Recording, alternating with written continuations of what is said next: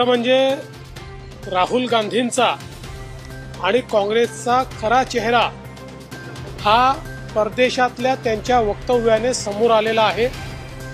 राहुल गांधी स्पष्टपणे आरक्षण संपवण्याबद्दल बोललेले आहेत। एकीकडे निवडणुकीमध्ये खोटा नरेटिव्ह तयार करायचा आणि दुसरीकडे आरक्षण संपवण्याची गोष्ट या ठिकाणी करायची, हे अतिशय चुकीचं आहे।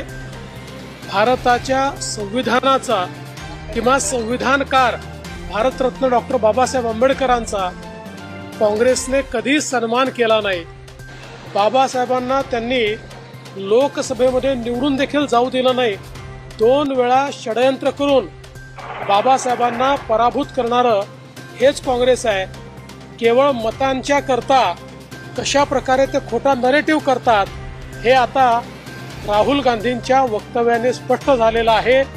भारतीय जनता पक्षाची भूमिका स्पष्ट आहे। आम्ही आरक्षणाच्या बाजूने आहोत। हे आरक्षण बंद केलं जाऊ देणार नाही। हिंदी में बताइए राहुल गांधी ने किस तरह से अमेरिका में जाकर बोला। राहुल गांधी का असली चेहरा और कांग्रेस पार्टी का असली चेहरा, ये विदेश में उन्होंने जो वक्तव्य